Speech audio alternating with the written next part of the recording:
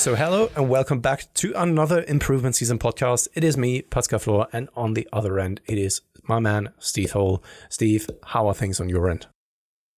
So yeah, I was just telling Pascal off air, actually we're recording a day early because I have a doctor's appointment tomorrow, which is funny because we always talk about how like we're not sick very often and like these things don't happen, and then we end sick, up feeling injured. like hypocrites. It is a common phenomenon and reoccurring theme that we are always talking about.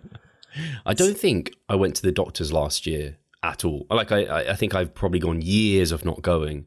I don't know if it's like old age or something. And as I talked about, probably my groin situation a few like weeks ago or months ago now.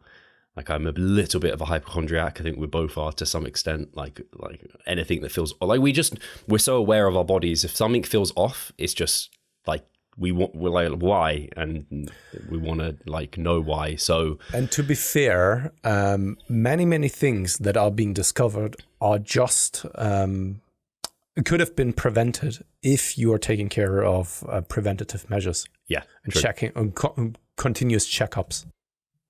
So there's no harm in getting it checked. But yeah, I've got a doctor's appointment tomorrow just because I've got some swollen, inflamed glands, and I do the typical thing where I'm like, I'm not going to get a doctor's appointment because it's going to blow over.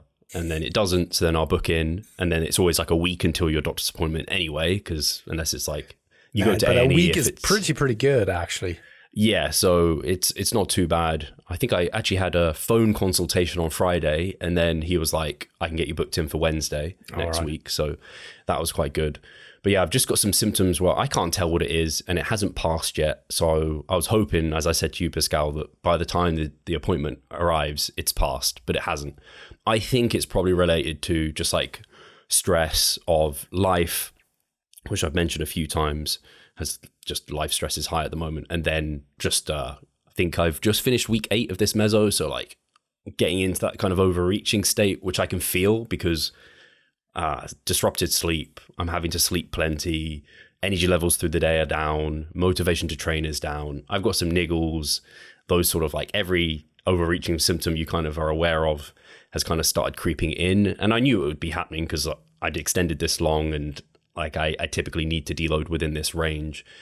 So thankfully today's a rest day, and I imagine tomorrow they'll probably just like feel my neck, ask me my symptoms, and be like, I imagine they'll just say, hey, I think it will pass. But I don't know, maybe, as I said to you, Pascal, it could be an ear infection, because despite not having some of the like really obvious ear infection signs, when I put my head in certain positions on my neck, I get like a deep ache in my ear, and I'm just like, why is it my ear? So anyway, this has been hanging around longer than I would like. As you may recall, like last year, Katie was in the hospital due to an ear infection for like 6 days. Right. Oh, it was an ear infection. Yeah, it was that severe, and she still has that tube in her ear. And whenever she's now sick with some kind of infection, it immediately spreads over to her ears once again, and then she needed to treat it with antibiotics. And that happened just now this week as well, because we were both sick. What's her obvious symptoms for an ear infection? I don't really know. It's more like, I don't really know, throbbing maybe, and also not hearing as clearly because it's kind of blocked with a lot of kind of fluid and gel. Yeah. Okay. That's the thing. It's not obviously an ear infection for me, so I'm like, but if it is, you don't want to let infections hang around. Oh no. So, and it was pretty crazy. She told me when she was actually getting to the hospital, they said that it really has built up inside. That's why they needed to actually then do, of course, an operation on her. And yeah, once again, she has now that tube inside of her ear. And whenever there is an infection, then it's dripping out. But she has to then lie on her ear so that it can actually drip out. It's crazy. Oh, God, man. Now you've made me even more worried. Sorry for that.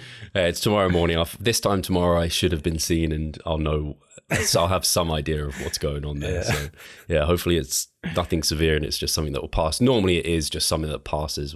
So we'll see. Yeah. But apart from that, things are, actually there is some news. I just checked in with Cliff. As I said last week, he mentioned going into like a slow deficit. And so he said he's not put me in as aggressive a deficit as he would have because of some of this, the potential ear infection or whatever.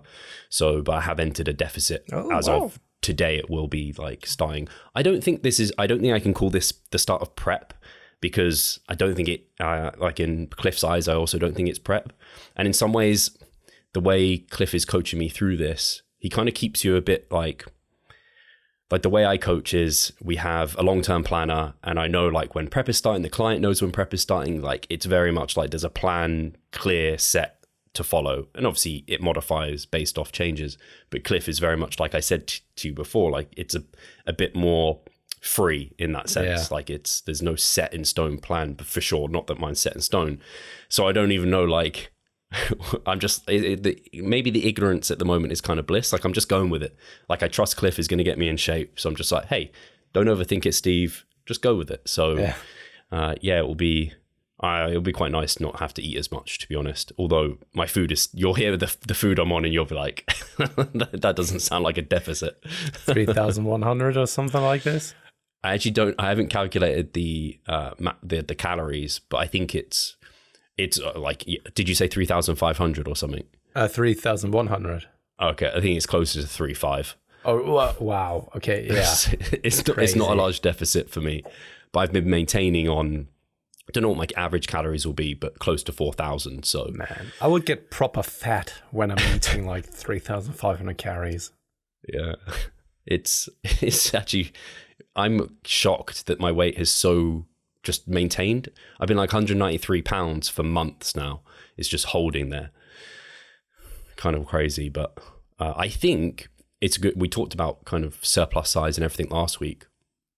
And I'm changing my opinion on the potential for recomping. Like I'm much more open to that being, well, not that I ignore science where clearly recomping is happening, but I used to be fairly against like just holding body weight for a period of time. I don't think you want to do it indefinitely, for sure. That's a not great way.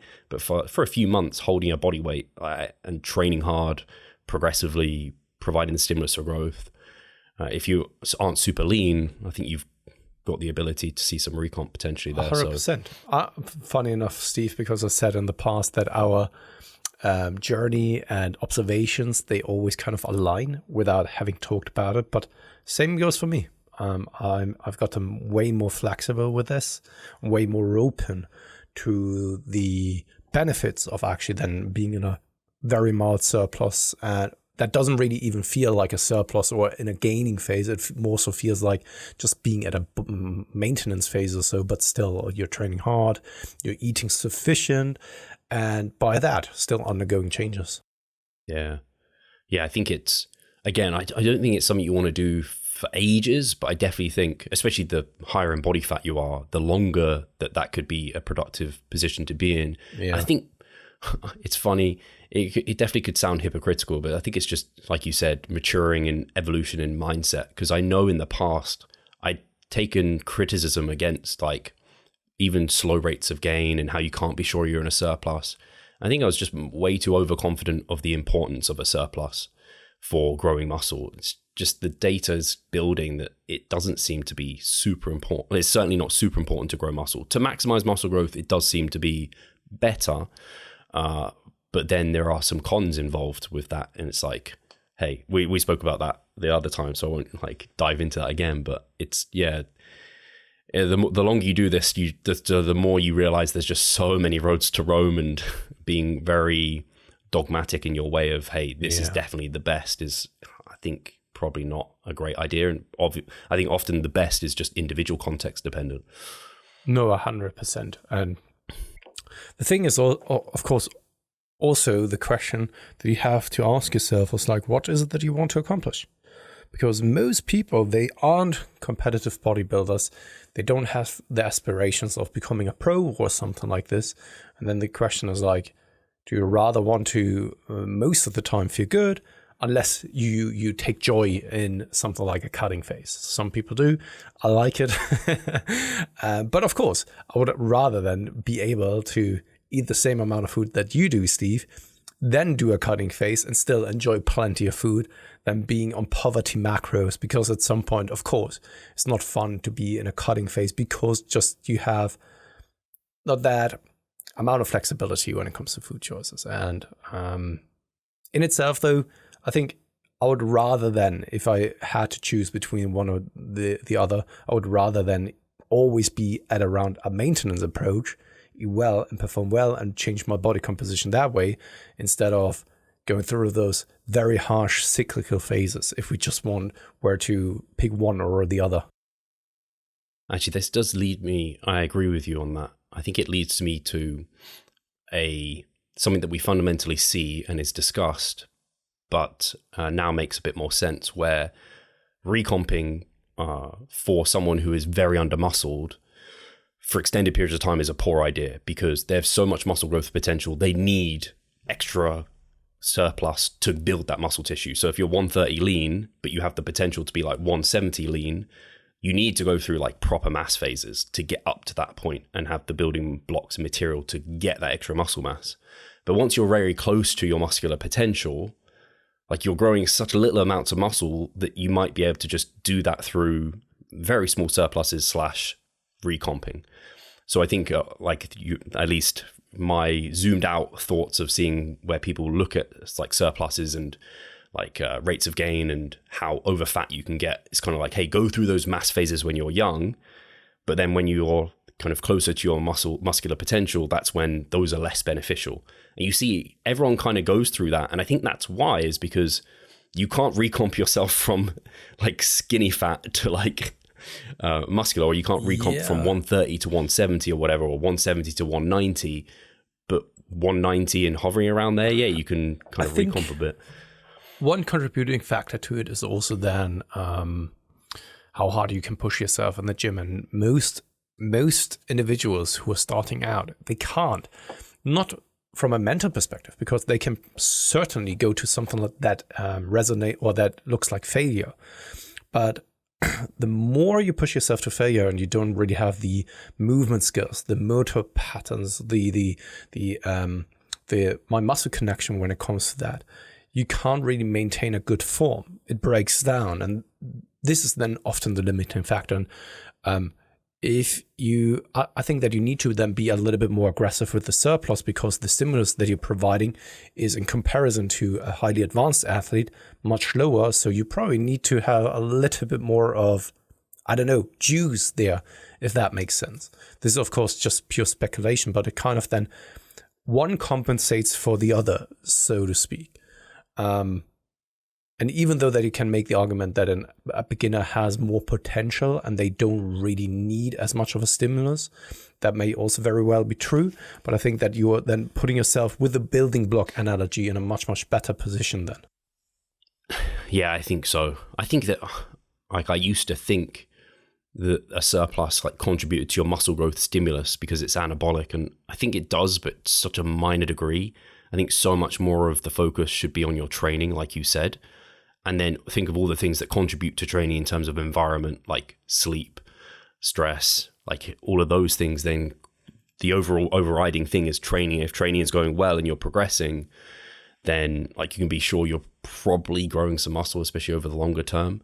So yeah, I think we're definitely on the same page as that. It's just, I'm almost like frustrated with myself how my thoughts have evolved on that. But that's like the point, right? You live, you learn, and I think it's better this way than the other way, Steve. I would be shocked if it wasn't evolving. And unfortunately, it is the case in many different areas of life, where then people are getting too comfortable.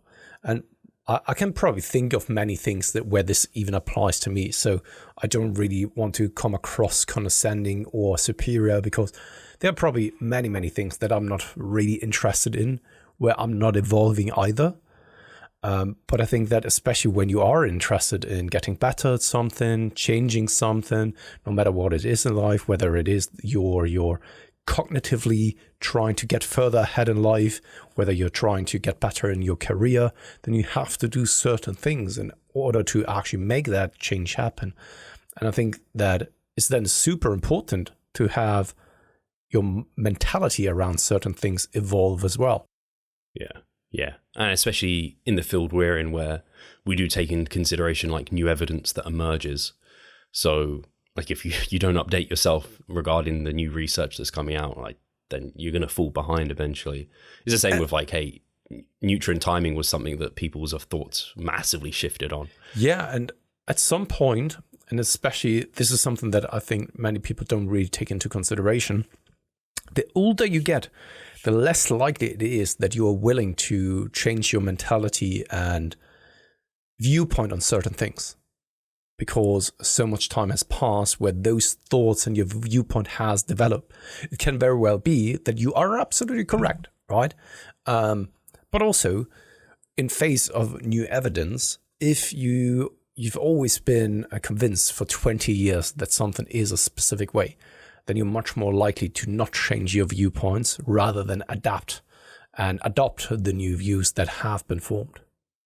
Yeah, that's like the classic thing with elderly people where they just don't give a shit and they hold their opinion strong. No, absolutely. And this is also, we can see it in a ever so rapidly changing environment that is our society. Our society is changing way more rapidly. So 10 years now feels like 100 years like previously, from technological advancements and all that kind of stuff. And that's why I have the feeling that from generation to generation, there's a much bigger discrepancy than previous generations, because the world didn't really change as quickly back then as it does nowadays. Yeah, it's kind of wild. What did I see? It was hilarious. I saw this reel and it was like it's like the child and the adult, and there was a door between them, and the mother was asking like the dad and the daughter to do like various like, how do you make a heart? And he did like this symbol, whatever it is, and she did like this, and then they're like, how do you make a phone call? And he went like holding like an old phone to his ear, and she like went to her hand and was like tapping on like an iPhone. How do you take a picture? He was like clicking a camera at his eyes, and she was like using an iPhone to like imagine taking a picture. It's just like, of course, that's what they've grown up with. Like, how do you like type out like not type out, like sending a letter or a note to someone? She's like typing on her phone, and we'd be like, oh yeah, write on a piece of paper. It's like we've obviously straddled both sides of like prior social media and internet to not, so it's kind of a weird one. And this also then ties into something like politics, and again, we don't really want to go too much down the rabbit hole of politics, right? Because people feel very strongly about it. But especially in the US, the average age of the senators is fucking insane, man. And that those are the people who are making then the rules and the guides for the next decades to come is crazy. And also we have lots of different rules in place and laws in place that have been around since kind of 50, 60, 70, 100 years, which doesn't really apply to our society anymore. But the painful process of changing those laws is it's just hampering sometimes even innovation. Right? And it just baffles me to then know that people who are probably passing away in the next 10 to 20 years are the ones who are really going to make the rules for then people who aren't even born yet, you know. I don't have any kind of solutions for it. Maybe there needs to be a finer balance between then the ages or so, or a cutoff point, maybe something like this. I've got this horrible thought in my mind. I don't know if I should say it or not. Shall I say it? You'll probably like this account. He's called the Tin Man, I think is his name, something along those lines, on Instagram, and he's often speaking up for like, I think this is the way I would interpret it. It might be wrong, like males' rights, basically, quite often. Like he comes across as like, I don't want to say he's like pro-male, but he like picks apart maybe some feminist strong ideals. So anyway, one of these laws was basically regarding rape, and basically a man cannot, like I forget exactly what the term of it was, but like a female cannot rape a male. Like it's, according to the law, it has to be the thing entering the thing. So like a man can rape a man, but a woman can't physically rape a man, like according to law. I think that's what it was, something along those lines. But it was just like, what? Like you can't like drug a man and then like force him to do the act, you know? That to me is like rape, right? So anyway, this is why I was like, I don't know if I should bring this up because it's such a weird taboo, but it's one of those like laws. It's like, doesn't make any sense. Why has that not been updated? And there are other ones as well. And of course, we are not lawyers. They probably know much more about about those kind of things. And also just laws that simply don't apply to our now modern society anymore. Right?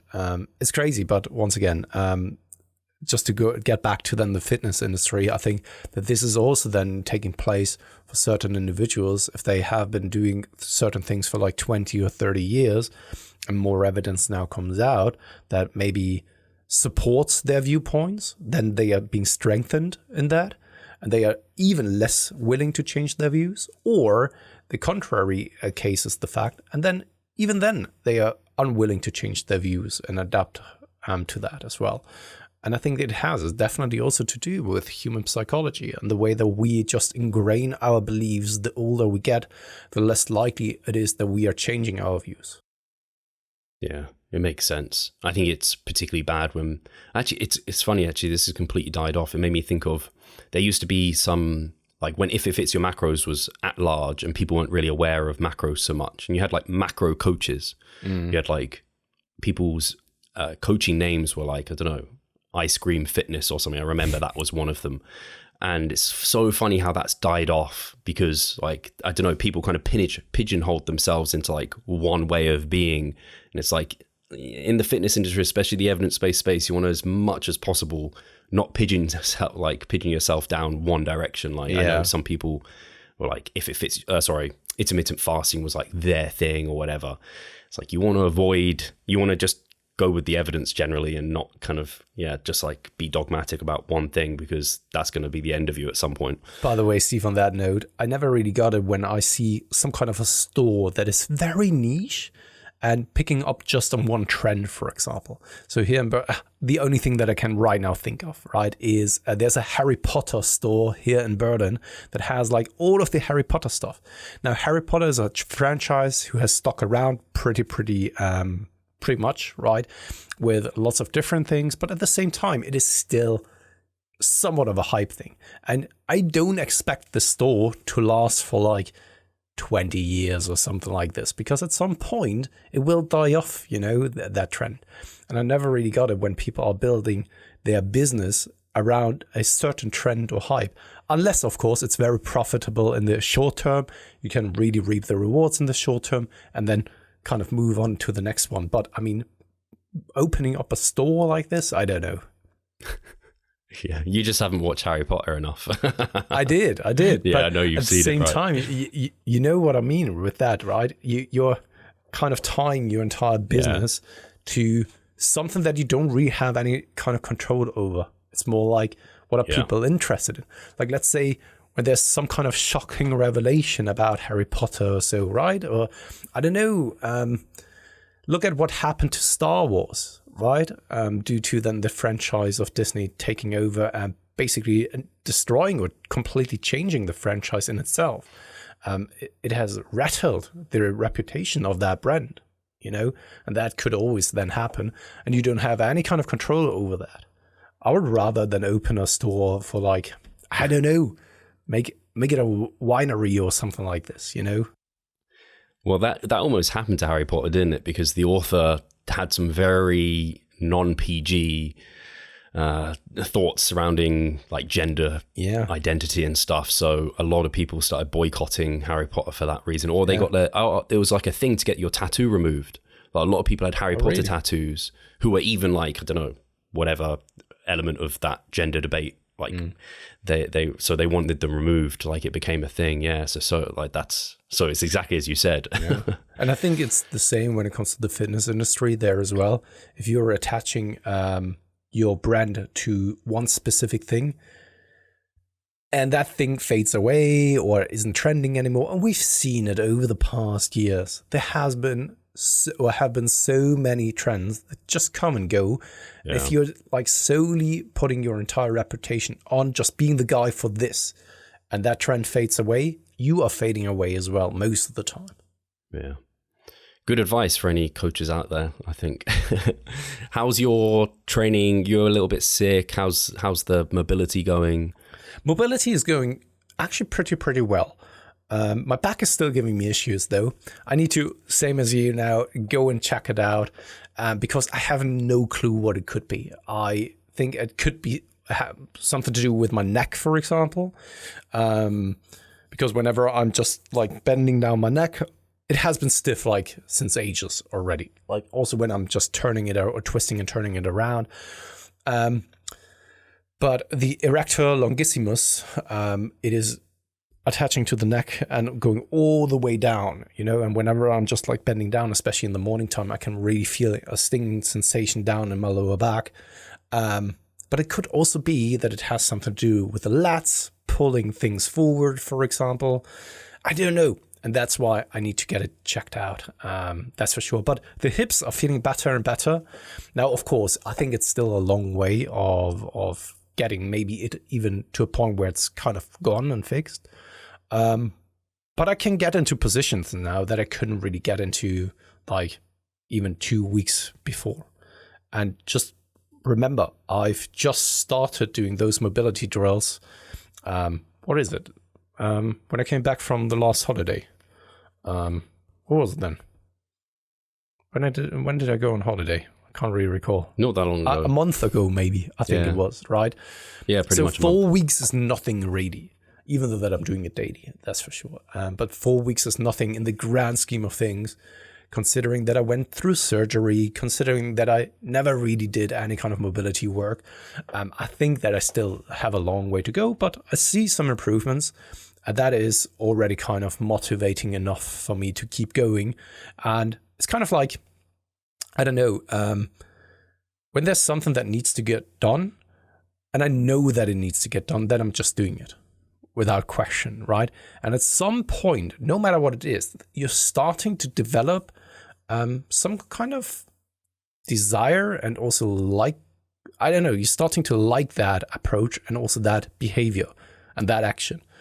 I've never really been a fan of mobility drills, but I'm starting to more and more so enjoy that part because you are seeing the progress. And it's just at least the type of person that I am, I just strive off of routines. And that is once again one of those things that if you do things repetitively long enough, it just gets ingrained and then you just do it. Yeah. Yeah, that's cool. I think the important thing for me with like trying to take on new habits or routines is understanding the purpose behind it and knowing that it's going to be helping the outcome. If I can convince myself of that, I'll do it more often. And then the key is reaping the rewards from it and like being, tracking those so you can actually see the progress that's happening. Yeah. And then, like you said, you kind of that progress becomes like addictive. So you want to keep practicing it, and then it becomes a habit and routine. You're just like, hey, I'm now on this. Something I need to do that with is probably, especially if I am starting prep. I'm not starting prep, but now I am in prep. I need to do this with like posing and just be like, just take the time each day because like I know why I need to do it because it's going to help my outcome on stage, and then I need to see that it's improving. And I think the barrier to entry for me at the moment is I need to have that like a mirror to be able to pose in front, because I think that's key for the initial stages of posing, to be able to correct yourself well. Whereas if I just pose in front of a camera and that's what I do at the moment, like my recent check-in, I didn't look in a mirror to do those poses. I just pose in front of the camera. So they actually looked all right considering. But man, I'm not good at then reviewing that posing footage closely. Like it's too much. I prefer to review in the moment because otherwise it becomes a 20 minutes of posing, 20 minutes of like looking at the video footage, and it ends up becoming double the length of time. Whereas if you have instant feedback with the mirror, anyway, I'm going on to a tangent. No. I need think to do it's that. super important, and I think that you're bringing up a good point. And we're going down the rabbit hole of now building some habits that then also stick, and I think it's super important because the vast majority of people that we are working with, or at least in my client roster, they are dealing with one or two things, maybe three things that they can optimize. And it's often because they are having some habits that are counterproductive to what it is that they want to accomplish. And changing those habits is most of the time the biggest challenge for people, because the initial stage of changing habits is just like a drag.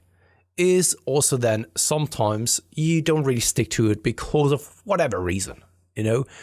And I think it's important then to just like maybe also figure out what the purpose is behind it, what the benefits are over the short term, but also long term.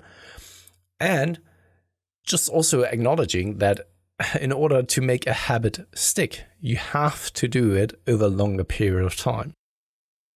Yeah. No, it's very well said. Like I think of that. There's so many things. Sleep is often a big one for people with habits. Like they're just not good, have good sleep hygiene. But once you get good sleep hygiene, you get the good sleep. You're like, I don't want to not do good sleep hygiene because there's good sleep feels so good. Yeah. So it is that investing in it for enough time to see the payback. And I think your mobility is a great example of that, because that's something I would struggle with. It's similar to posing in vacuums to me. Like I don't like posing. I don't like doing vacuums. I find both of them boring and a bit of a pain. But the payback, I know, similar to your mobility, like I don't like doing stretching or mobility either. I know it would be worth it. So yeah, and let's take a short break and then we'll be back with a little bit more discussions around this.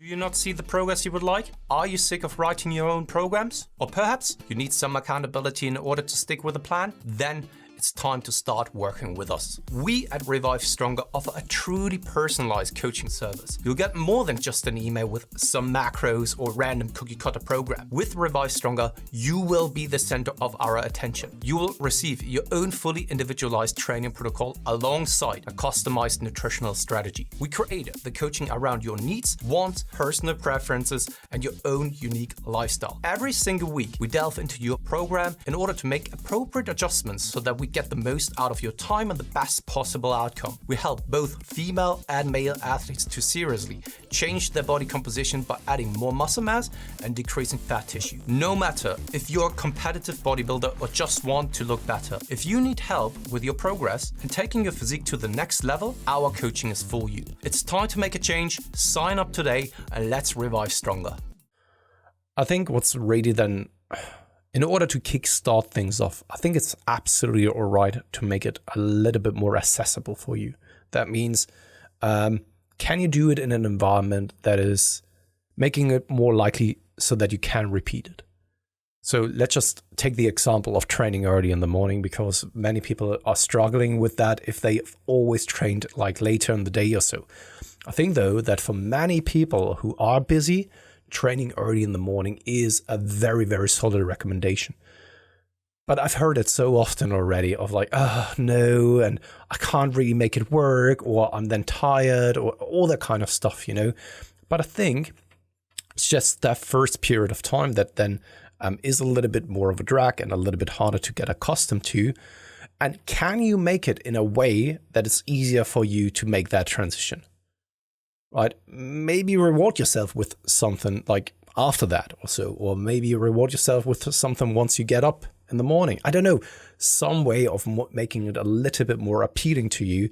Same goes then for, I don't know, with the stretching, you know, just like sitting down and doing the stretches is freaking boring in my opinion as well. So I always need to have something on, like a podcast maybe, or then a stretching routine that I'm then following along, because it makes it so much easier to just like listen to someone or watching someone doing those movements and just replicate those, right? And maybe you just have to figure out a way that makes it a little bit more, once again, rewarding and appealing to you. And then once you have done this often enough, doing it in itself is already rewarding enough for you.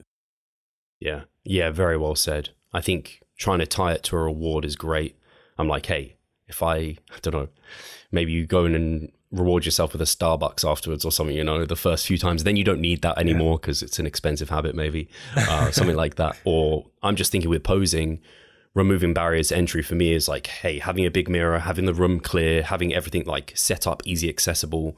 And then the reward could be, hey, Steve, why don't you record that posing and then use it as content for Instagram? And then you've kind of what's it called? Kill two birds with one stone in a sense. So I'm like, hey, that's like, there's many ways you can make these small changes into a win. So yeah, I like combining it with a reward and then also just removing any barrier to entry. So like fruit and veg, I know for a lot of people, they struggle eating more of that. And for a lot of people, it's like because they're perishable, and so they don't have them in, or they're off or whatever. So I remove the barrier entry for me because I suck at going to the supermarket and getting fresh stuff in. I just have frozen stuff always, and like, I don't know. And when I'm massing, it's orange juice and dates or whatever that I have available just to like get them in. So I just remove barriers to entry that way. Or like protein, hitting your protein goal, easy barrier to remove. Have protein powder just stocked at home, like, or at work, or wherever it is. Make it as easy as possible to succeed. And then you can always make it, like, once you are easily succeeding, you can make it a bit more complex if you don't want frozen stuff or you don't want protein powder. Yeah. And I think also there you bring up a good point about vegetables, because many people, they don't really like the vegetables. Fruit, it's not so much of an issue. And you could also there start with having fruit on the side instead of vegetables. Now, for some meals, that doesn't really work as well, but for some it does, you know. Or you can use starting spicing things up with some spices or with some sauce. Now, this may add a little bit more caloric value to the entire meal, but then over time, can actually then decrease the amount of sauce that you're using so that you're getting used to it. It's kind of the same principle with coffee, because most people, they are not starting off with drinking black coffee. Most people are starting off with having like 50% milk and 50% coffee. And then over time, they are decreasing the milk amount, and then they are transitioning over to something like black coffee. You know, and I think that this is a perfect way of also then structuring, maybe incorporating better habits surrounding food as well. Yeah, I think those easy switches, I think in our space where people, I don't know, feel like they're above like just easy things like this, but actually where they're applicable to very gen pop who maybe don't even understand macros, they're equally applicable to us. Like if you're having, again, very gen pop example is going from full fat Coke. I hate that saying because there's no fat in it. But anyway, everyone says it. Full fat Coke to a diet Coke. Mate, you're like, however many Cokes you're having, you're saving hundreds of calories through the day.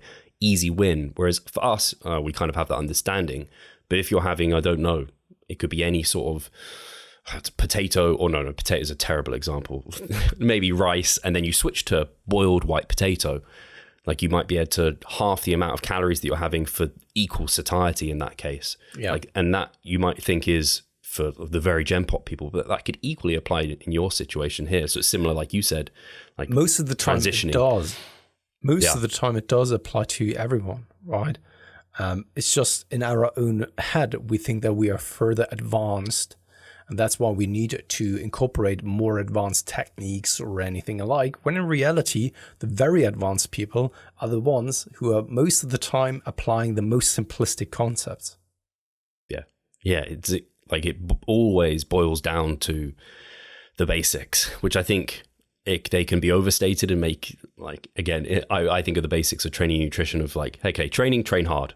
That can be too basic. And there's some people who will get that and it will work well for them. Same with like calorie deficit. That will work for some people. For other people, it won't be enough for them. So it has to get a little bit more complex than that. But those are the basics, like, and nailing those consistently over time and being good at that. But sometimes you have to complicate it to get to the basics at some stage. Or 100%. And I think in the process as well, there's a lot of education as well, where then the person learns about certain things, how they, I don't know, behave in a certain situation as well, what works, what doesn't, and this is also something that where then coaching comes into play. I think that the entire process is also a learning experience for the individual, because figuring things out for themselves is much harder in comparison to having someone guide you through the entire thing and showing you like, hey, this is normal, this is common, right? Don't do this though. You know, this is then you went through that experience, you felt it, and now there's someone correcting you that you shouldn't really be doing that mistake another time, right? And figuring that out for yourself may then even take weeks, months, maybe even years. Yeah, it's so well said. Like this is what we do with our clients. Like you look at the basics that they're performing in terms of like how many hours of sleep are they getting? What's their routine for sleep? What are they eating? Like so often you look into someone's food diary and it's like man, this is not how I think you should be eating. Like, again, not fruit and veg, that sort of thing. They think they're nailing it because they're hitting macros maybe. It's like, actually, food composition is quite a basic thing to get right and actually can set up your macros really well. Or they think they're exercising, their execution and intensity is on point. It's like basic things to get right, which a coach can just look at and be like, no. Yeah. We need to modify that. I think, though, it also applies to other things that require a little bit of skill and awareness. I do remember the time when I was learning the bass guitar. I was learning it by myself, and then later on, I was actually then seeking out a teacher. And we needed to redo a lot of the techniques that I've learned in the wrong way, or at least not in an efficient way, because later on it would then cause some issues and friction points for me if I'm then trying to get more efficient in playing the bass guitar, right? Early on, I didn't really notice that it's an issue, but later on it would become an issue. And for me personally, I was still playing the bass guitar. For me, there was nothing wrong because I lacked the understanding and I lacked the knowledge. And the same goes then also for Olympic weightlifting, for example. If we were to watch someone do an Olympic weightlifting, a snatch or whatever, we would be from the outside, yeah, this look good, right? A coach could actually then see those fine nuances and be like, yeah, no, 1 centimeter above the hip, you weren't really, I don't know, what is it called, jerking it efficiently, and those small minor details, something that you simply don't know about if you don't have the experience. Yeah, it's so funny. I don't know why that's just, it's almost going to sound hypocritical. I agree with you. I do think sometimes those can be taken too far. An example of that is, I think it became, and I don't know if I contributed to this if or not, but it became a thing to like sell your coaching on optimizing technique. And I think people took it too far. I think what we're talking about is getting the basics of technique right. And we realize there's differences between people and that like optimal isn't just this pristine squat on paper. But I think some people have taken it so far where it's like, they expect, like, I don't know if you've had this with clients, you watch their form video and you're like, man, that's just spot on. And they say like, oh, didn't you think this? And I'm like, did it feel amazing? It looked amazing to me. Like, you don't have to, they're like critiquing their squat versus this person they've picked off the internet who does it this certain way. I know what it is that you mean, but I think that this is more so the rarity rather than the rule. And I can give an example for this. I've told you about kind of yo-yoing, right? That I was very impressed by. There's also, of course, a community that is kind of a Tetris community. And it's freaking insane. It's freaking insane what they are pulling off, But just a couple of years ago, there was a young dude who was the first person ever crashing like completing Tetris, because you are getting up to the point, I can't really describe it fully, right? You need to actually just watch the video, but you're getting to the point where you then need to solve things, and then there's a black and white kind of Tetris and all that kind of stuff, right?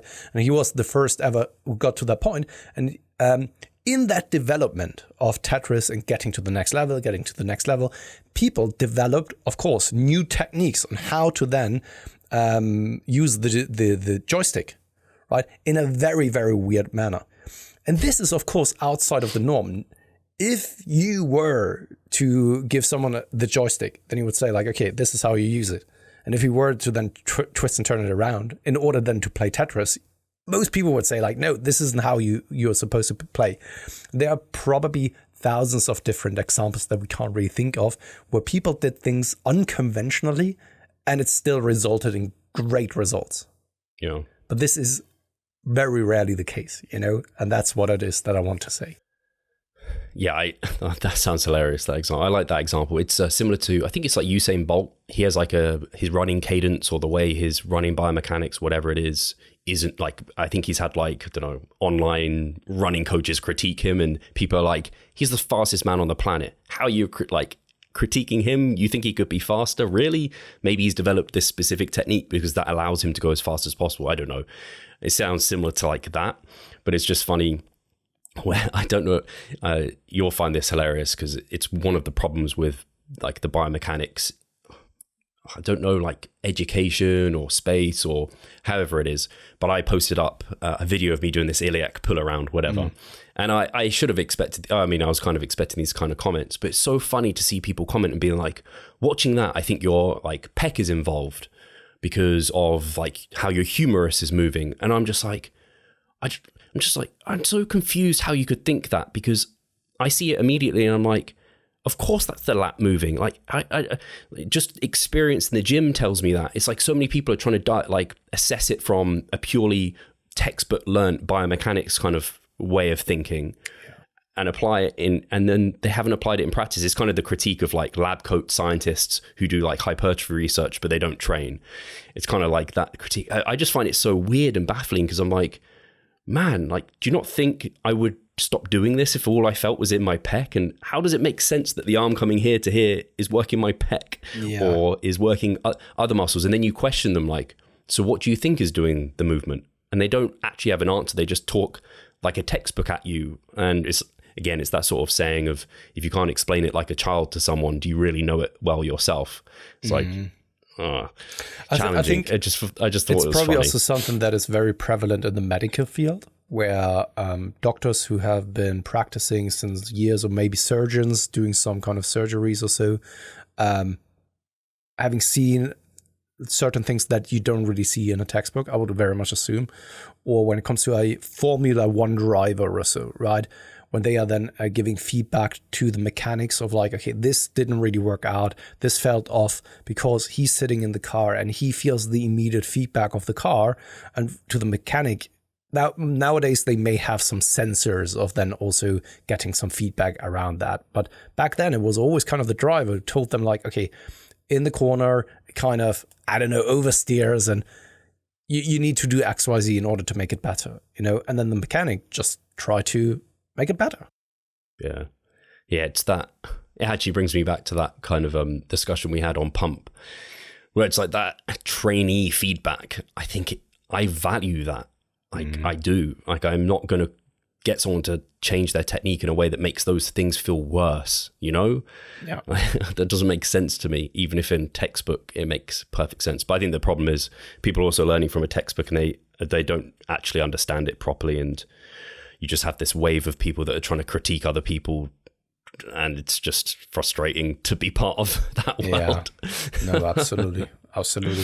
Oh dear. But you know, this happens. Anything else? No, I think we could have even then call it a day, because we honestly didn't have anything that we wanted to talk about, and we actually managed. Not that we ever do. No, but this time we actually managed, I think, to actually talk about some fundamentally very important things, and that is, of course, habit formation, how to go about it, what to expect, and then also, of course, in regards then to testing things out for yourself and putting your feet into the water in order then to also then get some biofeedback in return to make some kind of mistakes sometimes even, right? Yeah, I think it's always remembering the basics and the principles, and don't get set in your ways, continuously trying to learn and update yourself. But again, don't forget just like the basics of principles that have worked. Like if any training methodology that comes out or new research that comes out that like takes you away from training hard, it's probably not the way to go, or any diet that comes out that takes you away for fat loss, that takes you away from calorie deficit, it's probably not the way to go, So well said. Cool. Hopefully people have got something from this episode. Absolutely. Then guys, thank you very much for tuning in, and I guess we speak to you guys soon. Cheers guys.